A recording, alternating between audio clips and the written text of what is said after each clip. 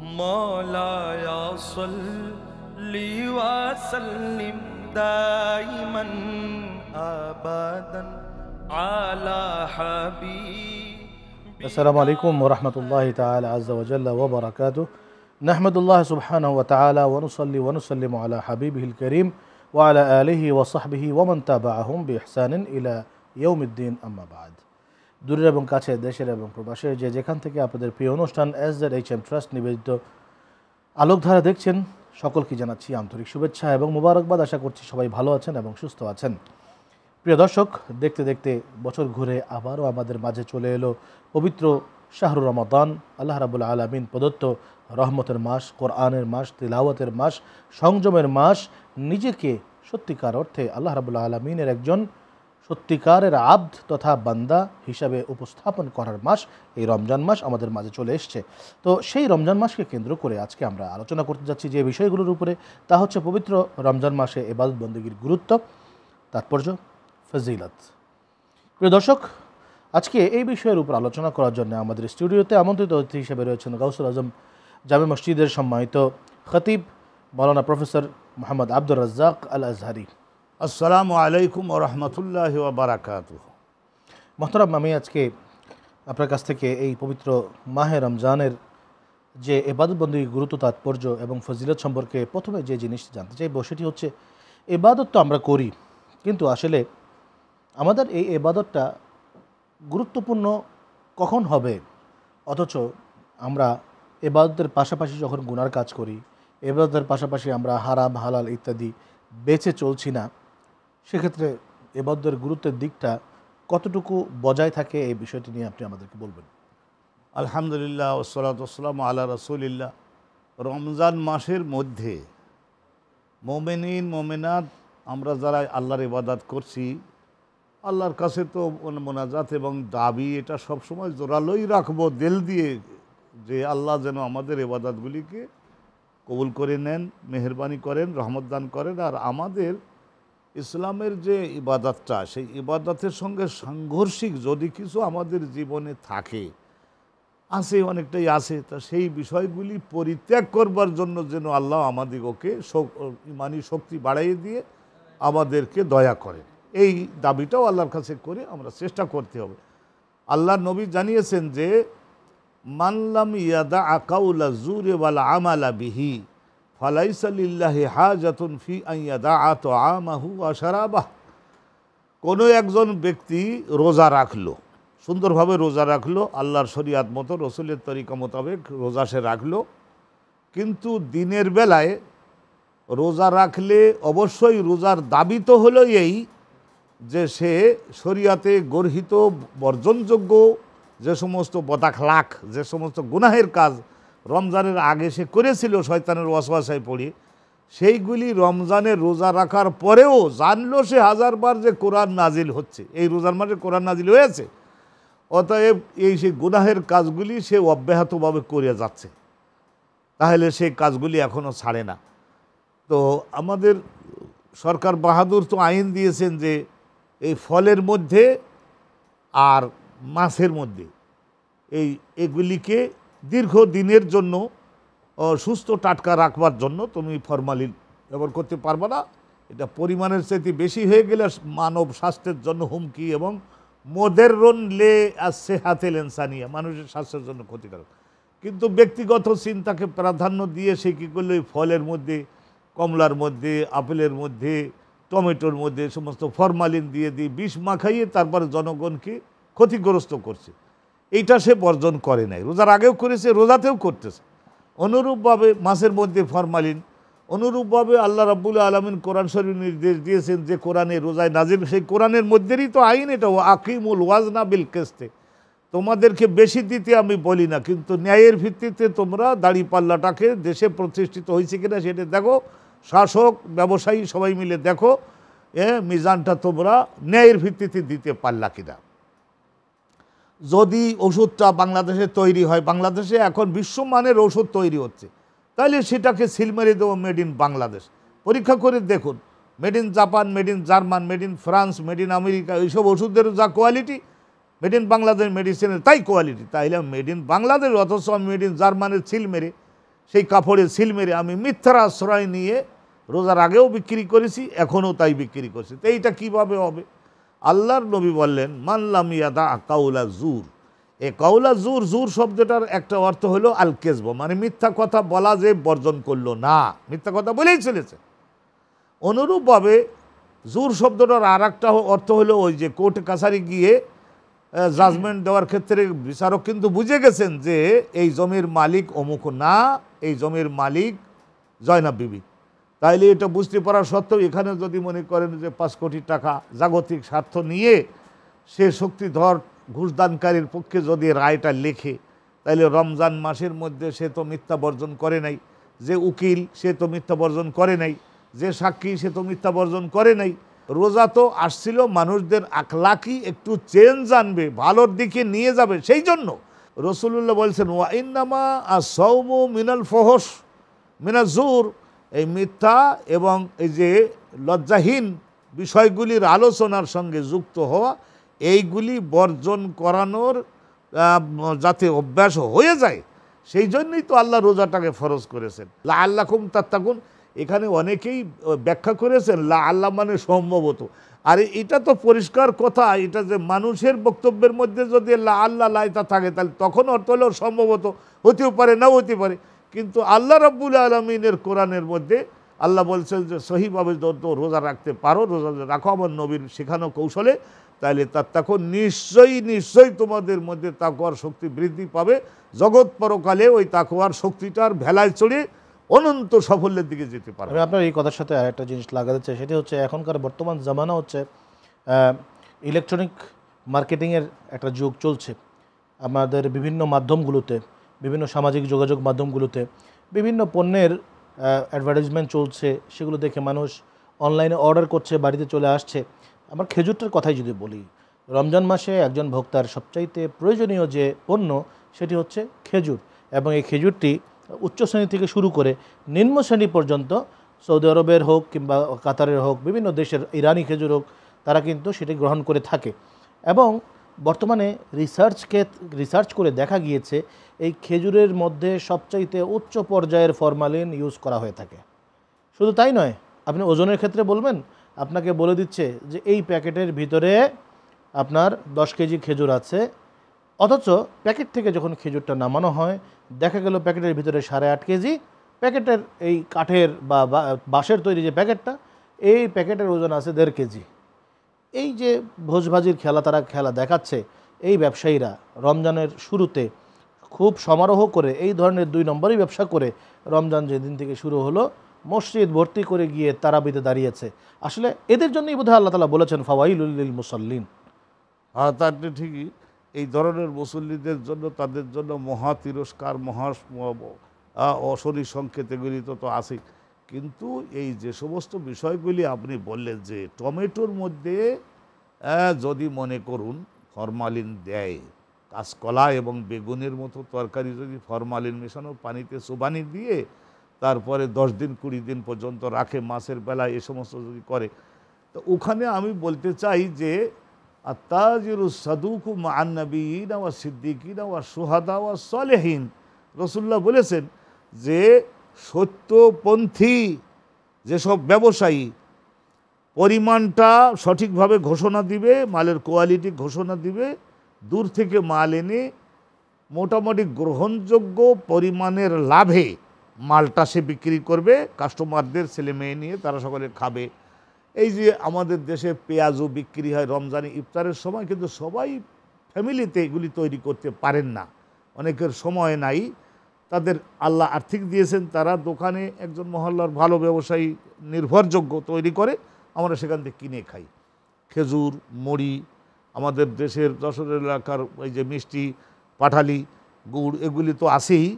এই ফরমালিনের অবৈধ ব্যবহার, ফরমালিনের আবার একটা রাইট ব্যবহার আছে আমি শুনেছি, কিন্তু এই ফল, মাছ, এই সমস্তর ব্যাপারে, আর বিশেষ করে কেউ যদি মাপে কম দেয়, 10 কেজি গোস্ত দিলাম স্যার, গরুর গোস্তই দিলাম, আজকে সকালে জবাই করছি ফজরের নামাজের আগে মৌলবী অমুককে দিয়ে, এরম বলে, কিন্তু হাত দিয়ে যেই দেখি সেখান থেকে ফ্রিজের গোস্ত, মানে জম্মের ঠান্ডা। আজকের ফজরের নামাজে জবাই করলি, দোকানে আনলি, তা আব্দুর রহিম চাচা এটা এত মারাত্মক ঠান্ডা যে তোকে তো বাবা বোধহয় 2-1 পিস পড়ে গেছে, ওই ফ্রিজে থুইছিলাম যারা বিক্রি হয় না, সেইটাই বোধহয় আপনার ভাগ্যে পড়ে গেছে, মাফ করে দেন, আমি দামটা একটু কমাই দিচ্ছি। এরকম তো প্রতারণা তো রমজান মাসে যদি কেউ করে তাহলে সেই রোজা আল্লাহর কাছে গ্রহণযোগ্য হবে না, হবে না, হবে না। আমি আপনার কাছে জানতে পারলাম যে আসলে ইবাদত বন্দেগীর নাম শুধুমাত্র নামাজ রোজাই নয়, বরঞ্চ বান্দার হককে পরিপূর্ণভাবে আদায় করা, সে যে সেক্টরেই থাকুক না কেন তার সেক্টর থেকে, তার জায়গা থেকে বান্দার হক আদায় করার নামও হচ্ছে একটা ইবাদত, এবং সেটি আল্লাহ রাব্বুল আলামিনের কাছে প্রাধান্যযুক্ত বিষয়। আমি আপনার কাছে এ পর্যায়ে জানতে চাইব যে রমজান মাসে আমরা তো বিভিন্ন ইবাদত করি, সবচেয়ে বড় ইবাদত হচ্ছে রমজানের জন্য রোজা রাখা। এর পাশাপাশি কি কি ইবাদত আমাদের বেশি বেশি করে করা উচিত? আল্লাহ তাআলা 30 পারা কোরআন দিয়েছেন। এক এক পারা কোরআনের মধ্যে যে বিষয়গুলি আল্লাহ বর্ণনা করেছেন সেগুলি বুঝবার এবং সেইগুলি নিজে এক্সিকিউট করার এবং সেইগুলির প্রচারে যুক্ত হওয়ার ইমানি তেজ যাতে আমাদিগকে দান করেন, শুকরিয়া আদায়ে যাতে করবার ক্ষমতা হয়, সেই জন্যই আল্লাহ রোজা 30টা রোজা ফরজ করেছেন। আল্লাহ বলছেন ওয়ালি তুকাব্বিরুল্লাহ আলামা হাদাকুম, আমি তোমাদেরকে যে হেদায়েতের এই কোরআন দিলাম এর মাধ্যমে আল্লাহর শ্রেষ্ঠত্ব তোমাদের জীবনে তোমরা প্রতিষ্ঠিত করে দেখাবা। আর কি ওয়ালা আল্লাকুম তাশকুরুন, আর তোমরা আল্লাহর প্রতি যে কৃতজ্ঞ বান্দা তাও প্রমাণ তোমরা দিবা, বড় আশা করে তোমাদের কোরআন আমি দিছি। আমাদের ইলমে তাসাউফের পরিভাষায় আরও 2টা কাজকে মহা গুরুত্বপূর্ণ বলা হয়েছে। এক হলো মিনাল কেজবে ওয়াল গীবাত, এই যে পরনিন্দা পরচর্চা আর এই যে মিথ্যাচার, এই 2টা থেকেও রোজাদারকে পরহেজ করতে হবে। পরহেজ করতে হবে, এই 5টা। তাহলে এই 5টার থেকে তো আলহামদুলিল্লাহ শরিয়াতের তরিকতের পরিভাষায় রোজাটা হয়ে যাবে। আল্লাহ পাক রব্বুল আলামিন রহমত করুন, এবং আমরা দেশবাসীকে এইটা আপনার মাধ্যমে আমরা আহ্বান জানাতে চাই যে একজন রোজাদারের জন্য কিন্তু বিশাল বড় পুরস্কার, বিশাল বড় পুরস্কার। জীবনের সব গুণাগুলি ক্ষমা হবে রোজা রাখার পাশাপাশি আমাদেরকে এই রোজার দেহে যাতে শক্তি বৃদ্ধি পায় এবং রোজা যাতে আমাদিগকে টেনে পরকালে পার করতে পারে, তো অতএব তাকে ভালো খাদ্য দিতে হবে। ভালো খাদ্য কি? রসুলুল্লাহ বলছেন যে শাহরু রমাদান শাহরুল মুআসাত, এই রমজান মাসটা হচ্ছে অন্যান্য যারা সমস্যাগ্রস্ত, যাদের আর্থিক অবস্থা ভালো তাদের তো আছেই, তো অর্থাৎ যারা সমস্যাগ্রস্ত ফাইন্যান্সিয়ালি তাদের একটু খেদমত করবার জন্য আমাদের যাদের তৌফিক আছে আমরা অর্থনৈতিক থেকে মানুষকে সাহায্য করা হচ্ছে রমজান মাসের অন্যান্য ইবাদতগুলোর থেকে অনেক উত্তম এবং প্রাধান্যযুক্ত প্রাপ্ত একটি ইবাদত। আমি আপনাকে জানতে চাইব যে মানবিক কর্মকাণ্ডগুলো এই রমজান মাসে সম্পাদন করার ক্ষেত্রে গুরুত্ব কতটুকু বহন করে? অনেক অনেক অনেক। রসুলুল্লাহ একবার জুম্মার দিনে, রমজান মাসের একটা জুম্মার দিনে নবী পাক সাল্লাল্লাহু আলাইহি সাল্লাম খুতবা দিবেন, উঠতেছেন, তো রসুলুল্লাহর ওই মেম্বারের 3 ধাপ। প্রথম ধাপে উঠে আমিন বললেন, দ্বিতীয় ধাপে আমিন। রসুলুল্লাহর গলার আওয়াজ 30 জন, কমপক্ষে 30 জন যুবকের ক্ষমতার সমান নবী পাককে আল্লাহ ক্ষমতা, সবাই শুনলেন যে আমিন 3 বার। তো নামাজ শেষে সাহাবাগণ জিজ্ঞাসা করলেন, ইয়া রাসূলুল্লাহ, আমরা দোয়া করি আর আপনি দোয়া করেন, আমরা আমিন বলি, আজকে কে দোয়া করলো আপনি আমিন বললেন? বলে যে জিবরাইল আসছিলেন, তোমরা দেখো নাই, কিন্তু আমি আমার কলিজা শান্তিদায়ক 3টা প্রার্থনা উনি করলেন, আমি সমর্থন জানাইয়ে দিছি, আল্লাহর কাছে কবুল হয়ে গেছে। জিবরাইল মোনাজাত ধরছে আর আমি অ্যাটেস্টেশন করে দিছি, আল্লাহর কাছে কবুল হয়ে গেছে। 3টে দোয়ার মধ্যে একটা হলো এই যে মান ওয়াজাদা সাহারা রমাদান, রমজান মাস পাইল। রমজান মাস পাওয়া মানে কি? এই রমজান মাসের ইফতারি খাওয়ানো, সাহারি খাওয়ানো, জামাতে নামাজ আদায়, কোরআন তেলাওয়াত শোনা, তারাবিতে দান ও সদকা, জিকির আজকার, ইবাদতের অগণিত সুযোগ। এত সুযোগ থাকার পরেও ফালাম ইউগফার লাহু, সে ইবাদতে মনোযোগী হয় নাই, প্রিভিয়াস গুনাহ এখনও তার মাথার মধ্যে সেই বোঝা রয়েই গেছে। তাহলে এখন রমজান পাইল অথচ সে গুনাহ ক্ষমা করাতে পারল না। জিবরাইল বললেন তাহসান লাহু, তার দুঃখ কষ্ট ভোগ এবং ভোগান্তি অব্যাহত থাকুক, এই কথা বলাতে আমিও দেখলাম যে কথা তো ঠিকই। চিন্তা করে দেখছেন, এই সদরঘাটের হাজার লঞ্চও যাচ্ছে, সায়দাবাদের থেকে হাজারো বাস যাচ্ছে, ট্রেন যাচ্ছে, উড়োজাহাজ, হেলিকপ্টার, এরপরেও যদি নাকে তেল দিয়ে ঘুমাই থেকে বলে যে বরিশালে বাড়ি যাবো, যাওয়ার বাহন পাইলাম না, তো এখন বাকি আশেপাশের লোকরা কি বলবে? বলবে তুই এখানে ঘুমাইয়ে থেকে মর, বলবে না? কারণ সে এত ওসিলা আল্লাহ দিয়ে রাখছেন, তারপরেও ক্ষমা করাতে পারলো না। আর বাকি দুটো বলে দেই, ওই যে বুড়ো বুড়ি অবস্থায়, রোগাক্রান্ত অবস্থায় বাপ মাকে পাইলেও খেদমত করে ক্ষমা কামাই করে নিতে পারে নাই। আর রসুলুল্লাহর কোনো প্রভাব তার জীবনে নাই, নবীর নাম শুনে ওইভাবে বসে থাকে। কমপক্ষে একটা ছোট্ট দরুদ সাল্লাল্লাহু আলাইহি ওয়াসাল্লাম, এই দরুদটা একটু পড়ে দিলেই কিন্তু রসুলের প্রতি হক আদায় হয়ে যায়, এতটুকু তার প্রতিক্রিয়া নাই সাল্লাল্লাহু আলাইহি ওয়াসাল্লাম। এই মদিনা বিশ্ববিদ্যালয়ের ভাইস চ্যান্সেলর ডক্টর আব্দুল মোহসেন আল আব্বাদ, উনি আমার এই হাতে ধরে তারপরে বলছিলেন কি, আব্দুল রাজ্জাক আমার পক্ষ থেকে তোমার দেশবাসীকে এই আওয়াজটা জানাই দিও। আমি বলেন হুজুর? বলে এজা সামিউ ইসমান নবী, আমার নবীর নাম যখন শুনবে তাইলে তখন যেন গাফিলাতের প্রশ্রয় না দেয় সাল্লাল্লাহু আলাইহি ওয়াসাল্লাম। ছোট্ট একটা দরুদ, এই ছোট্ট দরুদটা যেন পড়ে দেয়, অথবা উনি বলছিলেন যে অথবা যদি এইটাও পড়ে তবুও সে মুক্তি পাবে। আলাইহিস সালাতু ওয়াস সালাম, আলাইহিস সালাতু ওয়াস সালাম। ডক্টর আব্দুল মোহসেন আল আব্বাদ, নবীর প্রতি তার অবজ্ঞা অবহেলা, নবীর নাম শুনেও দরুদ পড়তে চায় না। বাপ মারে বুড়ো বুড়ি অবস্থায় পাইছে, তাদের খেদমত করতে আগ্রহী না। রমজান পাইছে, তারপরেও ইবাদতের সুযোগ নিয়ে গুনাহ ক্ষমা করাইয়ে নিতে চায় না। এই তিন শ্রেণীর লোক যে জাহান্নামী হবে, কপাল তাদের পড়বে। যে জিবরাইলও মোনাজাত করছে, রসুলুল্লাহ তিনি অ্যাটেস্টেশন করে দিয়েছেন, আল্লাহ কবুল করে। আর উপায় কি আমাদের? অত্যন্ত ভয়ঙ্কর একটা বিষয়। সর্বশেষ অত্যন্ত সংক্ষেপে আপনার কাছ থেকে জানতে চাবো, সেটা হচ্ছে যে এই রমজান মাসেই কোরআন শরীফ নাজিল হওয়ার তাৎপর্য দু এক কথায় বলে দেবেন। যে কোরআন শরীফ আলহামদুলিল্লাহ এইটা নাজিল হয়েছিল লাইলাতুল কদরে, শাহরু রমাদান আল্লাজি উনজিলা ফিহিল কোরআন। রমজান মাস সেই মহামহিমান্বিত মাস, যে মাসের মধ্যে মানব জাতির হেদায়েতের জন্য আল্লাহ গোটা কোরআন শরীফটা লোহে মাহফুজের থেকে বাইতুল ইজ্জাত পর্যন্ত গোটা কোরআন দিলেন। আর সেখান থেকে বিসমিল্লাহ সহ সূরা আলাকের 5খানা আয়াত সহ রসুলুল্লাহর বয়স 40 বছর পূর্ণ হয়ে গেছিল হীরা পাহাড়ের গুহায়। এই সহিহ বুখারী বাদুল ওয়াহির মধ্যে প্রথম হাদিস কানা হলো এই যে কোরআন নাজিল হয়েছে। আর এরপরে আরও নাজিল হয়েছে, রমজান মাসে বেশি নাজিল হতো, আর 23 বছরের মধ্যে নাজিল হয়েছে। আর এই পর্যন্ত যা নাজিল হতো, গোটা রমজানে জিবরাইল আসতেন, শেষ রাতে তিনি পড়তেন, রসুল শুনতেন, রসুল আবার পড়তেন, জিবরাইল শুনতেন। ফজরের তাহাজ্জুদের নামাজের টাইম হইলে জিবরাইল বলে যেতেন, হুজুর আজকের মতো ক্লাস শেষ, মোদারাসাত শেষ, আমি যাই, আপনি এখন যেগুলি শিখছেন সেইগুলি আলহামদুলিল্লাহ এখন তাহাজ্জুদের নামাজে আপনি সেগুলো রিহার্সাল দিতে লাগেন। এইভাবে রমজান মাসের শেষের দিকে কোরআন আল্লাহ নাজিল। লাইলাতুল কদর আমাদের চিরমুক্তি অর্জনের একটা সোনালী সুযোগ, কিন্তু এই লাইলাতুল কদর। আমরা ইনশাআল্লাহ কদর নিয়ে অন্য আরেকটা পর্বে আলোচনা করব। প্রিয় দর্শক, এতক্ষণ যাবৎ মাওলানা প্রফেসর আব্দুর রাজ্জাক আল আজহারী মোহতারামের কাছ থেকে পবিত্র রমজান মাসের ইবাদত বন্দেগীর গুরুত্ব এবং তাৎপর্য ফজিলতের ব্যাপারে আমরা গুরুত্বপূর্ণ কথা শুনলাম। আসলে আল্লাহ রাব্বুল আলামিন পবিত্র রমজানুল মুবারক দিয়েছেন যেই উদ্দেশ্যে, সেটি হচ্ছে সত্যিকার অর্থে একজন মানুষ যেন মানুষ হিসাবে গড়ে উঠতে পারে। একজন মানুষের মানবিক দিকগুলো কি কি?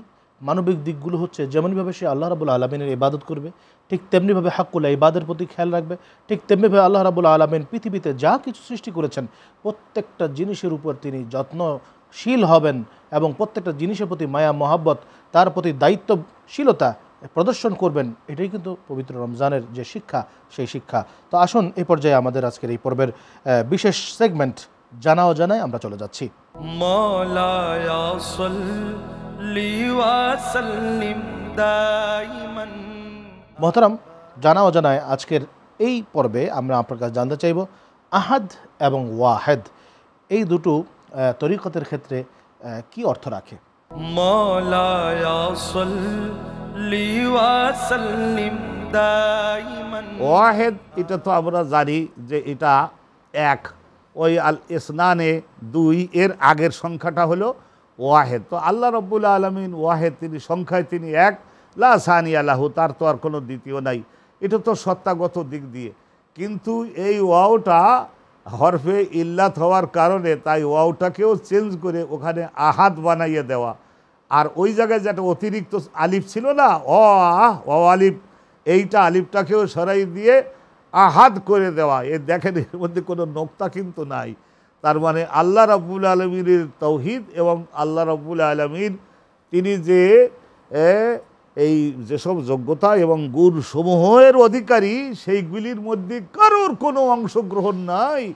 তো অনন্তকাল তিনি ছিলেন, তিনি আছেন, ভবিষ্যতেও তিনি থাকবেন, যখন কেউ থাকবে না, সকলের মৃত্যু হবে।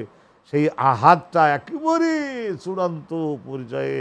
কল হু আল্লাহু ওয়াহেদ কিন্তু বলা যেত, বললেও একটা অর্থ হতো, কিন্তু সেটা না বলে ওই ওয়াহেদকে সরাই আল্লাহ বলেছেন আহাদ। কল হু আল্লাহু আহাদ আল্লাহু সমাদ, অর্থাৎ অব্যয়বাচক একক হিসেবে ধরা হয়। একক, অদ্বিতীয়, কেউ যোগ্যতায়, ক্ষমতায়, অবদানে, ভূমিকায় তার কাছাকাছি। রসুলুল্লাহ বলেছেন সকল সৃষ্টি জগৎ আল্লাহর কুদরতি হাতের 2 আঙ্গুলের ফাঁকে একটা মুসুরির ডালের দানার মতো অবস্থান করতে পারে। জামিউল মখলুকাইর বাইনা ইসবাইনি মিন আসাবিআইর রহমান। তাইলে এই সৃষ্টিগুলিকে নিয়ে আল্লাহর সঙ্গে তুলনা করবার কোথায় কোন সুযোগ আর আছে? সমস্ত আসমান জমিন মিলে হলো একটা মুসুরির সরিষার দানার মতো আল্লাহর কুদরতি হাতের, তাও তালুতে রাখা লাগে না, 2 আঙ্গুলের ফাঁকে। প্রিয় দর্শক, আমরা এতক্ষণ যাবৎ অত্যন্ত গুরুত্বপূর্ণ আলোচনা শুনলাম মাওলানা প্রফেসর আব্দুর রাজ্জাক আল আজহারী মুহতারামের কাছ থেকে। আসলে পবিত্র রমজান মাসকে আল্লাহ রাব্বুল আলামিন যেই উদ্দেশ্যে দিয়েছেন, সেই উদ্দেশ্য যেন আমরা ফুলফিল করতে পারি। আমরা যেন রমজানের পবিত্রতা, রমজানের মাহাত্ম্যতা, রমজানের যে বাণী, রমজানের যে ডিগনিটি, এই প্রত্যেকটা জিনিসকে অক্ষুণ্ণ রেখে আমরা ব্যবসায়ী থেকে শুরু করে নিম্ন স্তরের লোক পর্যন্ত প্রত্যেকটা লোক নিজেদের জায়গা থেকে রমজানের যেই বাণী, রমজানের যে মূল উদ্দেশ্য, সেটিকে ফুলফিল করতে পারি। আজকের অনুষ্ঠানের এই হচ্ছে আমাদের আপনাদের প্রতি মেসেজ। এবং সেই সাথে সাথে আমরা পবিত্র রমজানে আল্লাহ রাব্বুল আলামিন যে রোজা আমাদের প্রতি অবশ্য কর্তব্য করে দিয়েছেন, সুস্থ দেহে সুস্থ মনে সুন্দর করে যেন আমরা সেই রোজাগুলোকে আদায় করতে পারি, সেই তৌফিক আল্লাহ সুবহানাহু ওয়া তাআলা আমাদের প্রত্যেককে দান করুন, আমিন। এই বার্তা আপনাদের প্রতি রেখে আজকের মতো এখানেই বিদায় নিচ্ছি। ভালো থাকবেন, সুস্থ থাকবেন। আসসালামু আলাইকুম ওয়া রাহমাতুল্লাহি ওয়া বারাকাতুহু। মুহাম্মাদুন সাইয়্যিদুল কাওনাইন ওয়া যাকালান ওয়াল ফারিকাইনি মিন উরবি ওয়া মিন আজম।